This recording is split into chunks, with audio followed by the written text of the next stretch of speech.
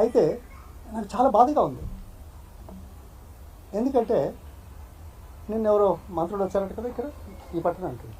వస్తూనే ఉంటారు, ఎవరైనా వస్తారు, దాన్నే ఉంది. కానీ ఏ మంత్రులైనా ఏ ప్రభుత్వం అయినా ఎవరైనా తిరుగుతారు కదా, ప్రజల దగ్గరికి పోతారు కదా, కార్యక్రమాలు చేస్తారు కదా, దాన్ని తప్పుకోవటం కదా. కానీ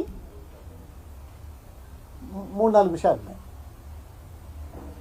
ఏదో రబీలో 1,27,000 1,37,000 ఏదో టన్నులు పడినాయి, చరిత్ర సృష్టించామనే మాట ప్రభుత్వ పెద్దలు అధికారులు కాదు మంత్రులు చెప్తున్నారు. చాలా సంతోషం కాదమ్మా.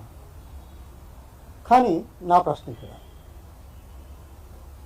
మీరు ఈ 16 మాసాలలో ఏం చేస్తే ఈ ఉత్పత్తి వచ్చిందో చెప్పగలుగుతారా?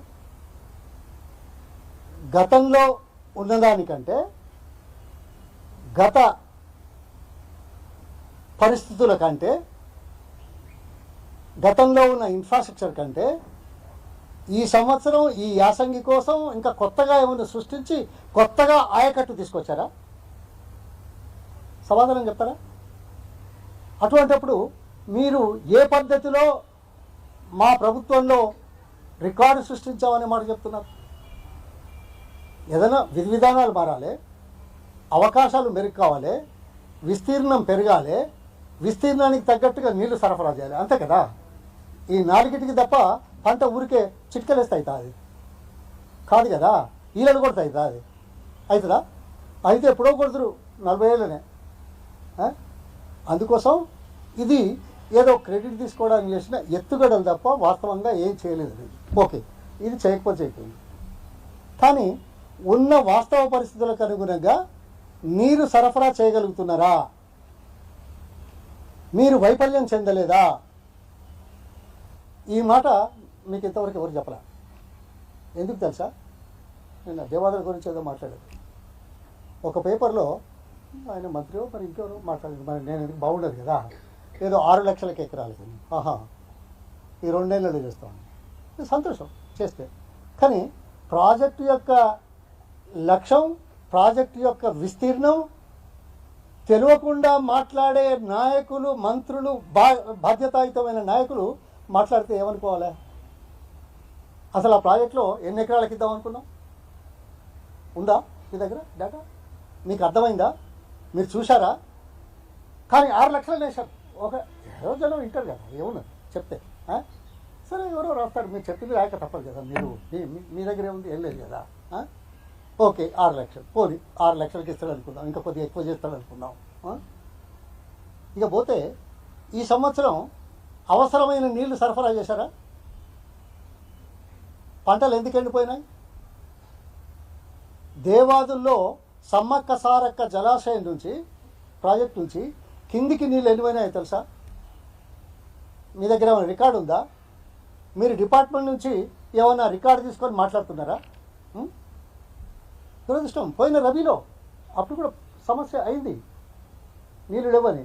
24 టీఎంసీల నీళ్లు రబీ కాలంలో అవసరమైనప్పుడు ఎత్తిపోసుకునే విధంగా అవకాశం ఉన్నా కానీ గత సంవత్సరం జనవరిలో నీళ్లు పంపు చేయలేదు. 24 టీఎంసీల నీళ్లు వృధాగా పోయినాయి. అవునా? ఏది దేవాదులు చెప్పండి. ఇక ఈ సంవత్సరం ఏమయ్యా, సిగ్గుచేటు కదా. మీరు ఇంత గొప్పగా మాట్లాడుతున్నారు, బాగా తిరుగుతున్నారు, బాగా చెప్తున్నారు. 3 ఫేజులు ఏదో మొన్న ఏదో 3వ ఫేజు ఇక్కడ టన్నెల్ దగ్గర ఏదో పంప్ ఆన్ చేస్తే పాపం మళ్ళీ 3 రోజుల దాకా ఉండి తర్వాత 3వ రోజు 4వ రోజు పోతే మళ్ళీ సరే ఇవన్నీ మామూలు అవుతాయి.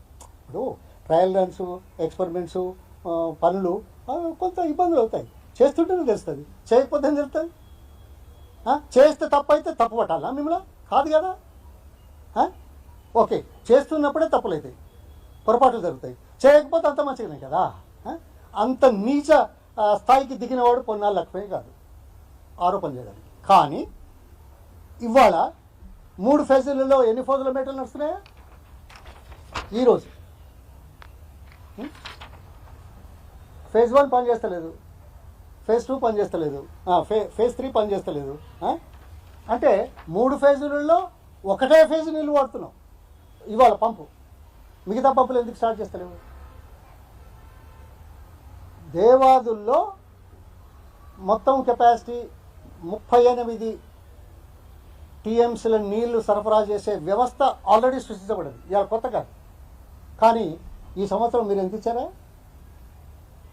నీళ్లు తక్కువ ఉన్నాయి అంటే 17-18 టీఎంసీల నీళ్ళు కూడా లేదు. అంటే 40% కెపాసిటీని కూడా వాడుకోలేని దౌర్భాగ్య స్థితిలో ఉన్న మీ మంత్రివర్గం కానీ, మీ వ్యవస్థ కానీ, మీరు కానీ సమీక్షలు చేయకుండా జనాన్ని మోసం చేస్తారా? ఉన్నది వాడుకోవట్లా. మళ్ళీ బాగా పెరిగిందట పంట, వీళ్ళ ముఖాలు చూసి పెరిగింది పంట.